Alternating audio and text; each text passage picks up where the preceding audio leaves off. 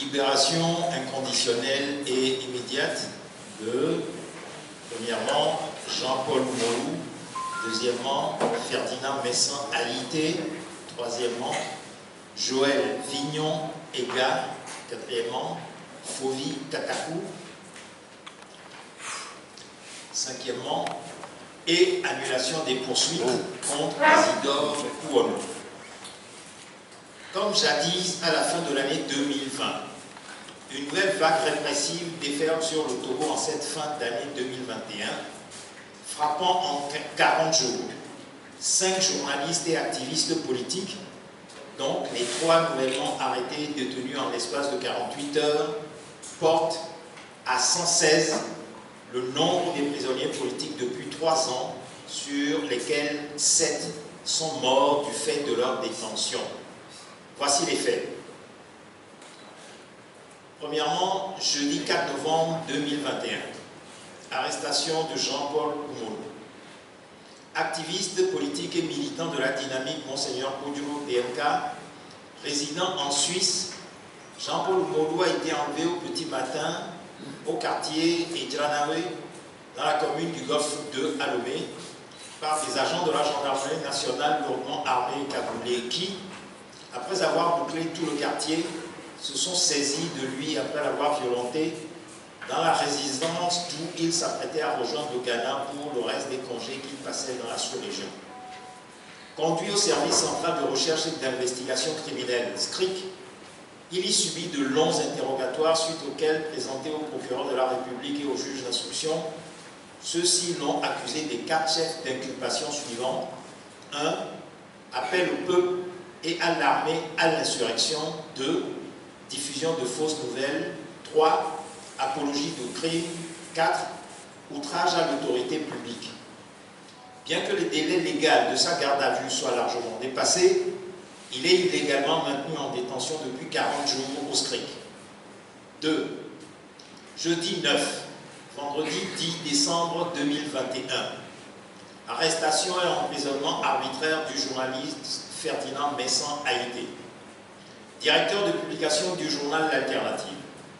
Journaliste d'investigation internationalement reconnu pour son sérieux et son professionnalisme, au nom desquels il a été récompensé par de nombreuses distinctions internationales, Ferdinand Messan Haïté a été convoqué le jeudi 9 décembre à la brigade de recherche et d'investigation BRI, où il a pu obtenir de se faire assister par son avocat, Maître Elom Palais. Au cours de son audition, il s'est vu mettre en accusation pour les propos qu'il a tenus lors d'une émission sur l'autre journal, la chaîne YouTube de son journal.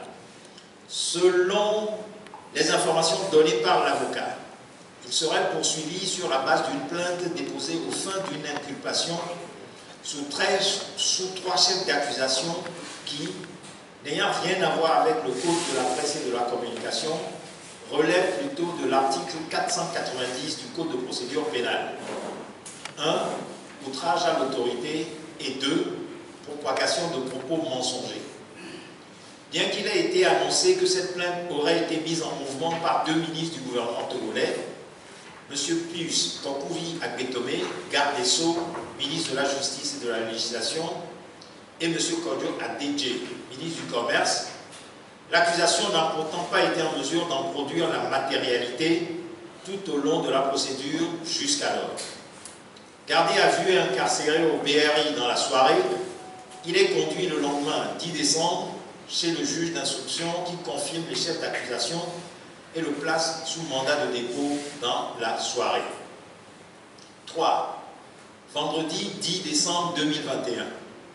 Arrestation et emprisonnement arbitraire du journaliste Joël Vignon Ega et mise sous contrôle judiciaire de son confrère Isidore Kouono. Le 10 décembre, c'est au tour de Joël Vignon Ega, directeur de publication du journal Fraternité, qui a participé à l'émission sur l'autre journal, et Isidore Kouono, rédacteur en chef du journal L'Alternative, et secrétaire général du syndicat des journalistes indépendants du Togo, Saint-Gite, qui a été le modérateur de la dite émission, de se voir convoqué à la BRI où ils ont rejoint Ferdinand Messan Haïté. Au cours de leur audition, ils se sont vus inculper à leur tour des mêmes chefs d'accusation retenus contre Ferdinand Messan Haïté. Ensemble conduits chez le juge d'instruction, les 3 journalistes se voient confirmer les charges retenues contre eux et, alors que Joël Égard est placé sous mandat de dépôt, Isidore Pouonou se voit placé sous contrôle judiciaire. Tout cela au mépris de la dépénalisation du délit de presse en vigueur au Togo depuis 17 ans. 4. Samedi 11 décembre 2021, enlèvement à son domicile de l'activiste Fovi Katakou.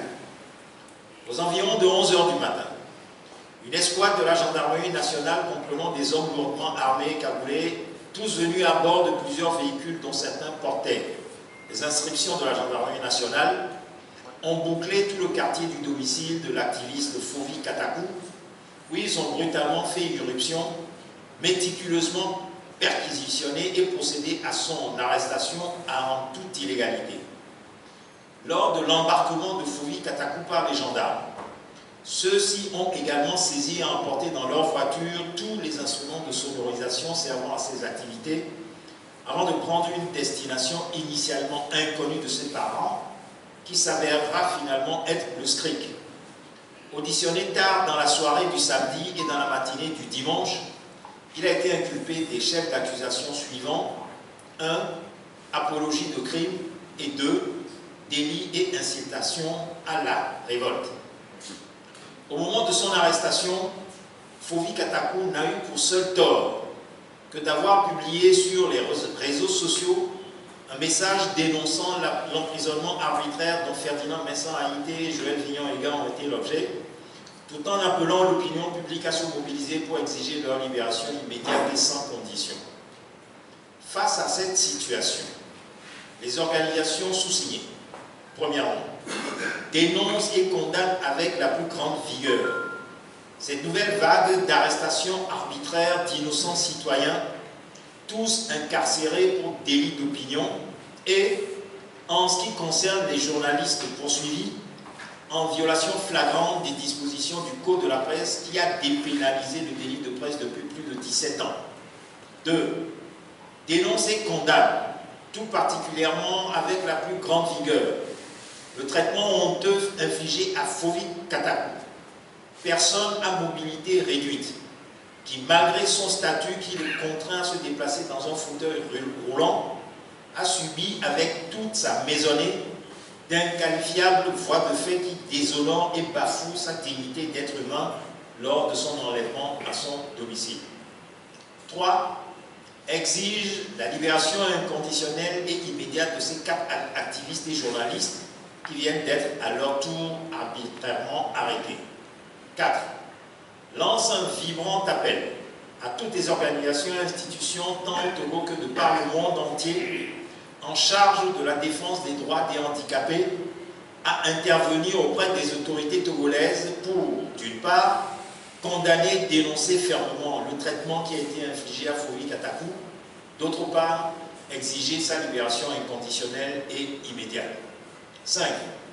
Exige la libération inconditionnelle et immédiate de tous les prisonniers politiques. 6.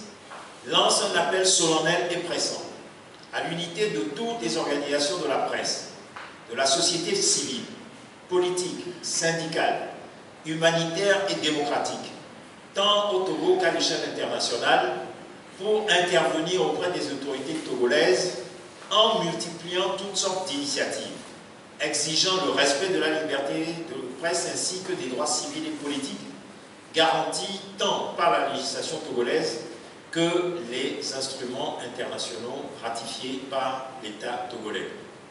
Lomé, le 13 décembre 2021, pour le Comité pour la libération de tous les prisonniers politiques du Togo, le signataire, le patronat de la presse togolaise PPT, le signataire, le consortium des journalistes d'investigation du Togo, Cogito, le signataire, Tournons la page Togo, TLP, Togo, le signataire, et le Front citoyen Togo debout, FCTD, le signataire. Mesdames et messieurs, je vous remercie pour votre attention.